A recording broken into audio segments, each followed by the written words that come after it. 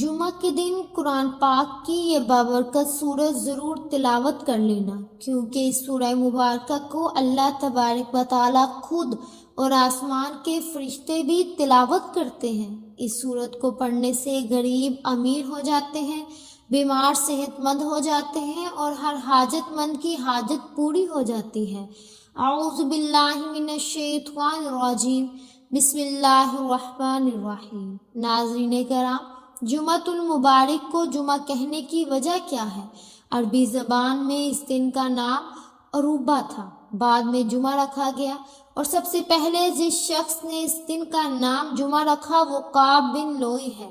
اس کی وجہ تسمیہ کے بارے میں مختلف اقوال ہیں، اور ان میں سے ایک یہ ہے کہ اسے جمعہ اس لیے کہا جاتا ہے کہ اس دن نماز کے لیے جماعتوں کا اجتماع ہوتا ہے۔ مفتی احمد یار خان نعیمی رحمۃ اللہ علیہ فرماتے ہیں، چونکہ اس دن تمام مخلوقات وجود میں اکٹھی ہوئی اور اس دن تکمیل خلق ہوئی، نیز حضرت آدم علیہ السلام کی مٹی بھی اسی دن جمع ہوئی، اور اسی دن تمام لوگ اکٹھے ہو کر صلاۃ الجمعہ پڑھتے ہیں۔ اس جہت سے اس دن کو یوم جمعہ کہتے ہیں۔ اسلام سے پہلے اہل عرب اس کو عروبہ کہتے تھے۔ تاجدار رسالت صلی اللہ علیہ وسلم کا پہلا جمعہ سیرت بیان کرنے والے علماء کا بیان ہے کہ جب حضور اقدس صلی اللہ علیہ وسلم ہجرت کر کے مدینہ طیبہ تشریف لائے تو 12 ربیع الاول پیر کے دن چاشت کے وقت قباء کے مقام پر ٹھہرے۔ پیر سے لے کر جمعرات تک یہاں قیام فرمایا اور مسجد کی بنیاد رکھی۔ جمعہ کے دن مدینہ طیبہ جانے کا عزم فرمایا اور بنی سالم بن عوف کی وادی کے درمیان جمعہ کا وقت آیا، اسی جگہ کو لوگوں نے مسجد بنایا اور سرکار دو عالم صلی اللہ علیہ وسلم نے وہاں جمعہ پڑھایا اور خطبہ فرمایا۔ یہ پہلا جمعہ ہے جو نبی کریم صلی اللہ علیہ وسلم نے اپنے اصحاب کے ساتھ پڑھا۔ مفتی احمد یار خان نعیمی رحمۃ اللہ علیہ فرماتے ہیں کہ میرے پیارے آقا صلی اللہ علیہ وسلم نے 500 جمعۃ المبارک کی نمازیں ادا فرمائیں، اس لیے کہ جمعۃ المبارک کی نماز ہجرت کے بعد شروع ہوئی، جس کے بعد 10 سال میرے مولا صلی اللہ علیہ وسلم کی ظاہری زندگی مبارک رہی، اور اس عرصہ میں جمعۃ المبارک کی نمازیں اتنی ہی بنتی ہیں۔ ناظرین، جمعہ کے دن کے فضائل بے شمار ہیں، ہم چند ایک پیش کرتے ہیں۔ کثیر احادیث میں جمعہ کے دن کے فضائل بیان کیے گئے ہیں۔ حضرت سلیمان رضی اللہ تعالیٰ عنہ سے روایت ہے کہ آخری نبی حضرت محمد مصطفیٰ صلی اللہ علیہ وسلم نے ارشاد فرمایا کہ جو شخص جمعۃ المبارک کے دن غسل کرے اور طہارت اور نفاست حاصل کرے، جس قدر ممکن ہو، اور تیل لگائے اور خوشبو لگائے جو گھر میں میسر ہو، پھر گھر سے نماز کے لیے نکلے اور 2 آدمیوں کے درمیان اپنے بیٹھنے یا گزرنے کے لیے شگاف نہ ڈالے، پھر نماز پڑھے جو مقرر کر دی گئی ہے، پھر جب امام نماز پڑھے تو خاموش نماز کی حالت کی مثل بیٹھا رہے، تو اس کے وہ تمام گناہ جو ایک جمعۃ المبارک سے دوسرے جمعۃ المبارک تک اس نے کیے وہ معاف کر دیے جائیں گے۔ حضرت ابو ہریرہ رضی اللہ تعالیٰ عنہ سے روایت ہے کہ تاجدار رسالت صلی اللہ علیہ وسلم نے فرمایا کہ بہتر دن جس پر سورج نے طلوع کیا جمعہ کا دن ہے، اسی میں حضرت آدم علیہ السلام پیدا کیے گئے، اسی میں جنت داخل کیے گئے اور اسی میں انہیں جنت سے اترنے کا حکم ہوا، اور قیامت جمعہ کے دن ہی قائم ہوگی۔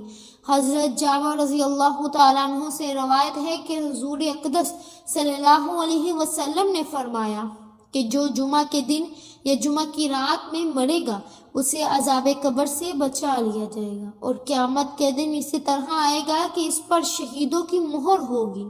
حضرت ابو ہریرہ رضی اللہ تعالیٰ عنہ سے ہی روایت ہے کہ حضور اقدس صلی اللہ علیہ وسلم نے فرمایا کہ جس نے اچھی طرح وضو کیا، پھر جمعہ کے لیے آیا اور خطبہ سنا اور چپ رہا، اس کے لیے ان گناہوں کی مغفرت ہو جائے گی جو اس جمعہ اور دوسرے جمعہ کے درمیان ہوئے، اور ان کے علاوہ مزید 3 دن کے گناہ بخش دیے جائیں گے۔ اور جس نے کینکری چھوئی وہ کام کیا، یعنی خطبہ سننے کی حالت میں اتنا کام بھی فضول میں داخل ہے کہ کینکری پڑی ہے اور اسے ہٹا دے۔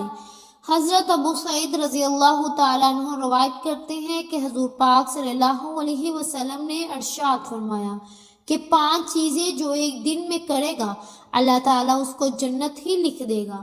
1 جو مریض کو پوچھنے جائے، 2 جنازوں میں حاضر ہو، 3 روزہ رکھے، 4 جمعہ کو جائے اور 5 غلام آزاد کرے. حضرت ابو ہریرہ رضی اللہ تعالیٰ عنہ سے روایت ہے کہ سید المرسلین صلی اللہ علیہ وسلم نے فرمایا کہ جمعہ کے دن مجھ پر درود کی کثرت کرو کہ یہ دن مشہود ہے، اس میں فرشتے حاضر ہوتے ہیں اور مجھ پر جو درود پڑھے پیش کیا جائے گا. حضرت ابو ہریرہ رضی اللہ تعالیٰ عنہ فرماتے ہیں کہ میں نے عرض کی کہ حضور موت کے بعد بھی؟ تو آپ نے ارشاد فرمایا کہ بے شک اللہ نے زمین پر انبیاء کرام علیہ السلام کے جسم کھانا حرام کر دیا ہے. اللہ تعالیٰ کا ہر نبی زندہ ہے. ناظرین، اسی طرح حضرت ابو ہریرہ رضی اللہ تعالیٰ عنہ فرماتے ہیں کہ حضور اقدس صلی اللہ علیہ وسلم نے میرا ہاتھ پکڑ کر ارشاد فرمایا کہ اللہ نے زمین کو ہفتے کے دن پیدا فرمایا اور اتوار کے دن زمین میں پہاڑوں کو پیدا کیا اور پیر کے دن درختوں کو پیدا کیا اور منگل کے دن ناپسندیدہ چیزوں کو پیدا کیا اور بدھ کے دن نور کو پیدا کیا اور جمعرات کے دن زمین پر چلنے والے جانداروں کو پیدا کیا اور تمام مخلوق کے آخر میں حضرت آدم علیہ السلام کو جمعہ کے دن اس کی سعادت میں سے آخری ساعت میں عصر کے بعد سے رات کے وقت کے درمیان پیدا کیا. ناظرین محترم، احادیث میں جہاں نماز جمعہ کے فضائل بیان کیے گئے ہیں وہیں جمعہ کی نماز چھوڑنے پر وعیدیں بھی بیان کی گئی ہیں. چنانچہ یہاں اس کے 3 وعید ملاحظہ فرمائے تاکہ نصیحت ہو. ناظرین، حضرت ابو ہریرہ رضی اللہ تعالیٰ عنہ اور حضرت عبداللہ بن عمر رضی اللہ تعالیٰ عنہ سے روایت ہے کہ حضور اقدس صلی اللہ علیہ وسلم نے ارشاد فرمایا کہ لوگ جمعہ چھوڑنے سے باز آئیں گے یا اللہ ان کے دلوں پر مہر دے دے اور پھر وہ غافلین میں سے ہو جائیں. حضرت اسامہ رضی اللہ تعالیٰ عنہ سے روایت ہے کہ حضور پاک صلی اللہ علیہ وسلم نے ارشاد فرمایا کہ جس نے کسی عذر کے بغیر 3 جمعے چھوڑے وہ منافقین میں لکھ دیا جائے گا. جمعۃ المبارک کے دن ایک گناہ کا عذاب بھی 70 گناہ ہے. ناظرین کرام، جمعہ کے دن میں کون سی ایسی صورت پڑھی جائے جو کہ فضیلت اور فوائد کے حساب سے بہت قیمتی ہو؟ یاد رکھیے کہ قرآن پاک کی ایک ایسی صورت ہے جس کے فضائل اور فوائد بے شمار ہیں اور بعض احادیث میں یہ ذکر ملتا ہے کہ اس صورت کو نہ صرف انسان بلکہ فرشتے آسمانوں پر تلاوت کرتے ہیں. اور یاد رکھیے کہ تمام آسمانی فرشتوں میں 4 فرشتے جو سب سے زیادہ مقرب اور محترم فرشتے ہیں اور یہ 4 فرشتے اس پرانی سورت کی تلاوت میں مشغول رہتے ہیں. چنانچہ یہ سورت برکتوں اور رحمتوں والی سورہ مبارکہ ہے کہ اس میں جو شخص ہر جمعہ کے دن لازمی پڑھ لیا کرے تو اس دنیا میں بھی وہ معزز اور محترم ہوگا اور آخرت میں بھی معزز اور محترم سمجھا جائے گا. آسمان کے فرشتے بھی اس سورہ مبارک کی تلاوت کرنے والے کی عزت کرتے ہیں.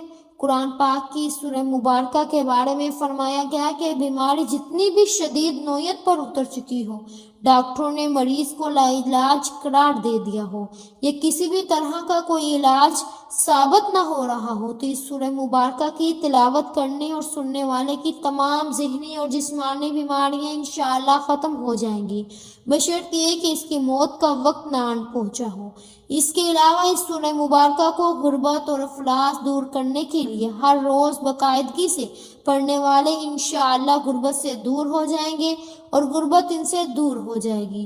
مال و مال دولت کے حصول کے لیے اور حصول برکت کے لیے سورہ مبارکہ کو روزانہ فجر کی نماز کے بعد پڑھنے کا اپنا معمول بنا لیا جائے تو رزق کے بند دروازے کھل جاتے ہیں. اس کی برکت سے ہر طرح کی حاجات اور ضروریات اللہ تعالیٰ کے حکم سے پوری ہو جاتی ہیں.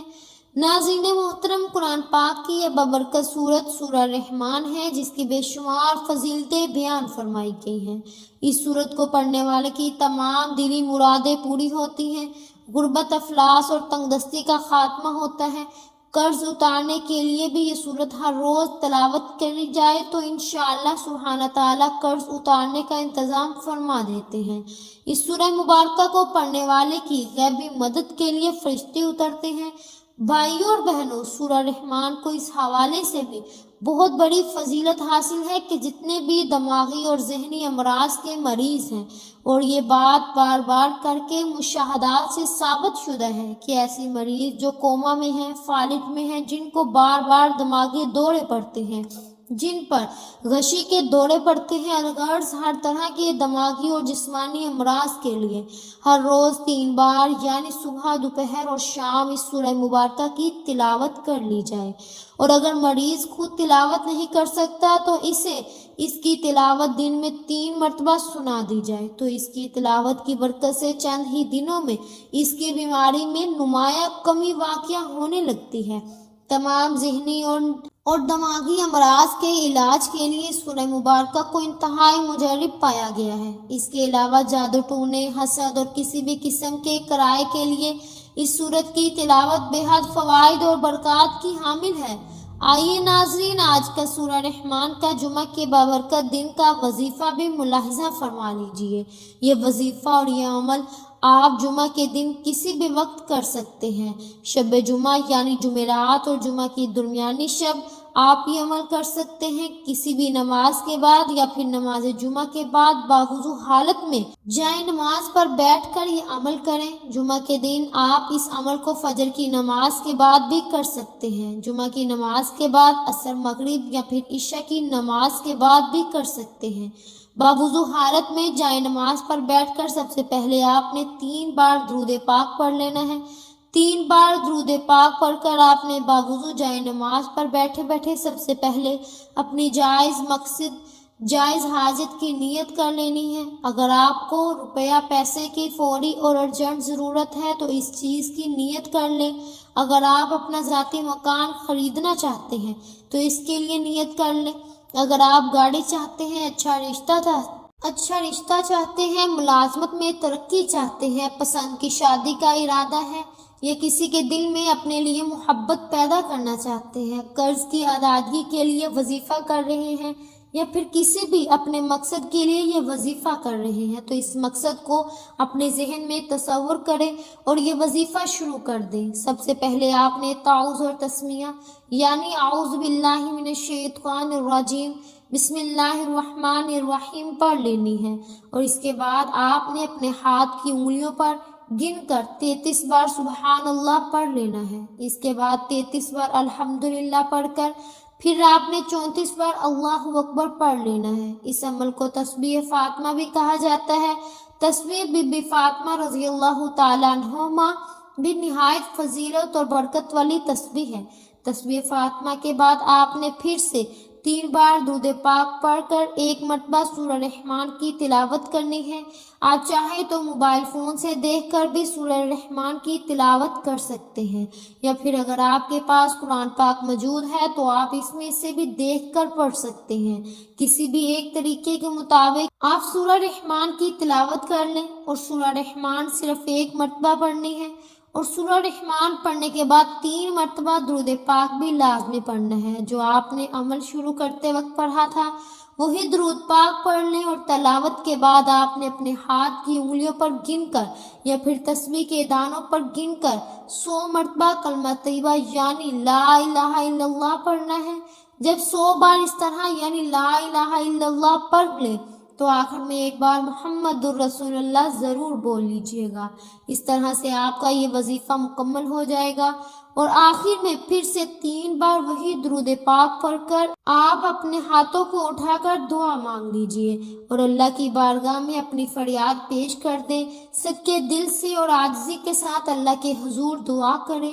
اور بھائیوں اور بہنوں، یاد رکھیے کہ دعا کرتے وقت آپ اپنے ہونٹ ہلانا، آواز نکالنا یا پھر بول کر دعا کرنا ضروری نہیں۔ اپنے ہاتھوں کو بلند کر کے نہایت خاموشی اور عاجزی سے ہو کر بیٹھیے، تو اپنی آنکھیں بند کر کے اللہ کے حضور اپنی فریاد پیش کریں۔ انشاءاللہ جلد آپ دیکھیں گے کہ آپ کی دعا پوری ہونے کے لیے حالات سازگار ہونا شروع ہو جائیں گے۔ یہاں یہ بھی عرض کرتی چلوں کہ بعض لوگ کہتے ہیں کہ فلاں وظیفہ کرو فوری مراد پوری ہو جائے گی، فلاں عمل کرو فوری رقم مل جائے گی، فلاں تسبیح پڑھو فوراً کام ہو جائے گا۔ ناظرین، یہ دنیا اسباب کے تحت چلتی ہے اور یہ قانون قدرت ہے جو اللہ رب العالمین نے تخلیق کیا ہے۔ ہاں، اگر اللہ چاہے تو اس کی ذات کچھ بھی کر سکتی ہے اور پلک جھپکنے سے پہلے بھی کچھ بھی ہو سکتا ہے، لیکن ہر وظیفے اور عمل کے لیے ایسا کہنا درست نہیں۔ اللہ تعالیٰ مشکلات حل فرماتا ہے اور ضرور فرماتا ہے، لیکن اسباب کے تحت، اور اللہ تعالیٰ مسبب الاسباب ہے۔ پختہ یقین اور نیت کے ساتھ آج کا بتایا گیا یہ عمل ضرور کریں اور نتیجہ خود اپنی آنکھوں سے دیکھیے۔ انشاءاللہ تعالیٰ آپ کی ہر مراد پوری ہوگی۔ آپ نمازوں کی بھی پابندی کیجیے گا، نماز ضرور ادا کریں۔ نماز کے بعد آپ یہ وظیفہ لازمی کریں، انشاءاللہ آپ کے وظیفے میں ترقی ہوگی اور آپ کو جو کام مشکلات میں گھرا ہوا ہے وہ ضرور پورا ہو جائے گا۔ آمین ثم آمین۔ اللہ پاک سے دعا ہے کہ ہمیں جمعۃ المبارک اور نماز جمعۃ المبارک کی حفاظت اور قدر کرنے کی توفیق عطا فرمائے۔ میرا سنانا اور آپ کا سننا اپنی بارگاہ الہی میں قبول و منظور فرمائے، آمین یا رب العالمین۔ ناظرین کرام، آخر میں آپ سے درخواست ہے کہ اگر ویڈیو پسند آئی ہو تو کمنٹ باکس میں ایک مرتبہ صدقے دل سے سبحان اللہ ضرور لکھ دیجیے گا، اور ثواب کی نیت سے اپنے دوست احباب کے ساتھ بھی یہ ویڈیو ضرور شیئر کیجیے گا۔ محترم ناظرین کرام، ساتھ ساتھ ہمارے چینل پاکیزہ وظائف کو بھی ضرور سبسکرائب کیجیے گا۔ ملتے ہیں اگلی ویڈیو میں، تب تک کے لیے اپنا بہت سا خیال رکھیے گا۔ اللہ حافظ۔